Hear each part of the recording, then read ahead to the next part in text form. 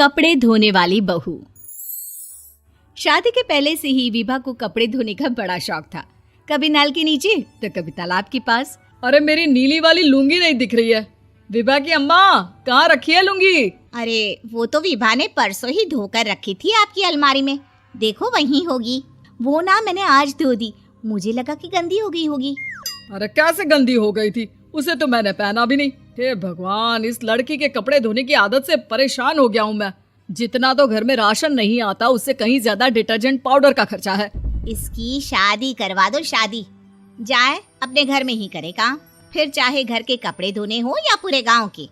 हाँ ठीक बोल रही हूँ, देखता हूँ मैं कोई लड़का। वो दिन भी आ जाता है जब विभा को देखने लड़के वाले आ जाते हैं। लड़की मुझे अच्छी लगी। होने वाली सास कहती है, बेटी अगर कुछ पूछना है तो पूछ लो। वैसे तो हमारी लड़की बहुत ही शर्मीली है, जो बोल दो वो मान लेती है, इसे क्या पूछना होगा। अरे कैसी बात कर रही हो माँ, मुझे इन लोगों के घर रहना है, सवाल तो कई है। हाँ हाँ बेटा, पूछ लो ना, क्या पूछना है। आप लोगों के घर कपड़े कौन धोता है? सास का मुंह बन जाता है। देखो, अगर तुम ये कहना चाहती हो कि तुम्हें कपड़े धोने नहीं आते तो सुन लो, कपड़े मैं ही धोती हूँ, लेकिन तुम्हारे आ जाने के बाद मैं रुमाल तक नहीं धोऊंगी। अरे चुप रहना भाग्यवान, बहू बेचारी घर आई नहीं, उसे डराना शुरू कर दिया।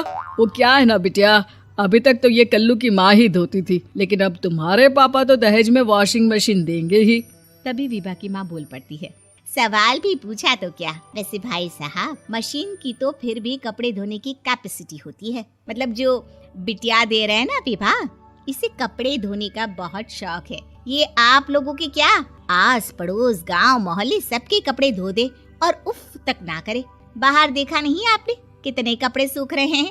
सब हमारी बिटिया ने ही तो धोए हैं। बस भी करो ना माँ, शर्म आ रही इतनी तारीफ सुनकर। और तो और एक दाग निकाल कर दिखाओ तो मान जाऊं। हाँ अच्छा, माफ करना बेटा, मैंने गलत समझा। हमें तो रिश्ता बहुत पसंद है। और ऐसे जुड़ जाता है रिश्ता कपड़े धोने का शौक रखने वाली विभा का। उसकी शादी हो जाती है कोयला फैक्ट्री में काम करने वाले कल्लू के साथ। शादी के बाद अचानक विभा चिल्लाती हुई सास के पास आती है। सासू माँ, अरे सासू माँ कहाँ है आप? ये तो धोखा है, धोखा दिया आप लोगों ने मुझे। इसे ससुर के चक्कर के बारे में पता चल गया।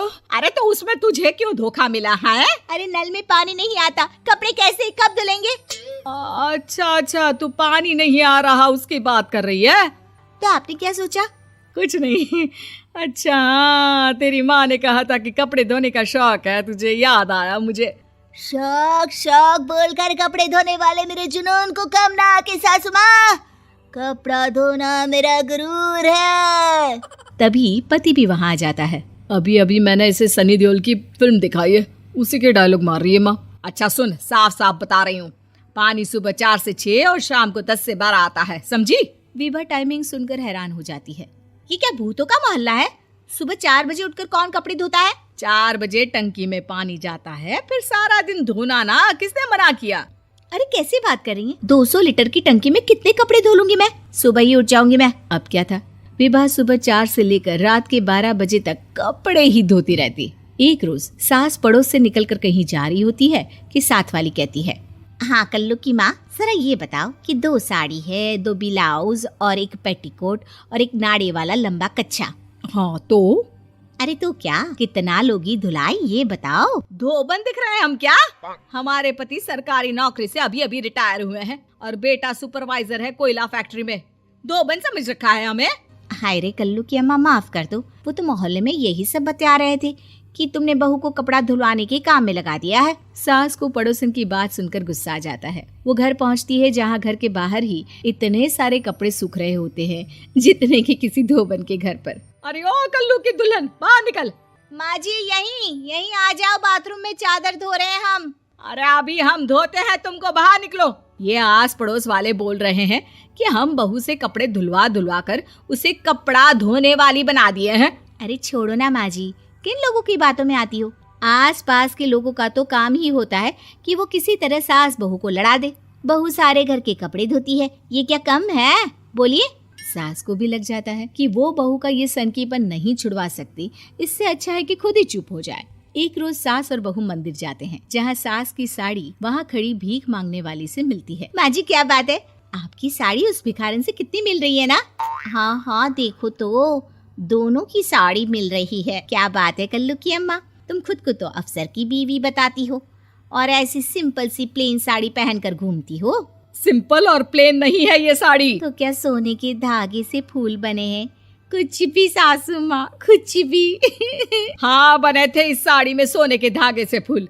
मेरे पति लेकर आए थे मद्रास से स्पेशली मेरे लिए 10,000 की।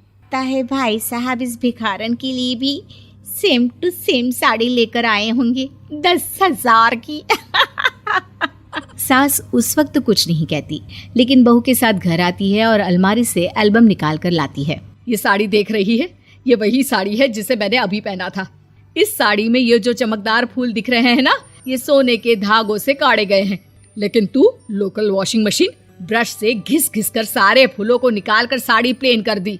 मुझे माफ कर दीजिए सासू माँ। और तो और, जब मैंने तुझे तेरी गलती के लिए कुछ नहीं कहा, लेकिन तूने तो सबके सामने मेरा मजाक ही बना दिया। क्यों? बहू को समझ में आ जाता है कि अब से उसका कपड़े धोना बंद।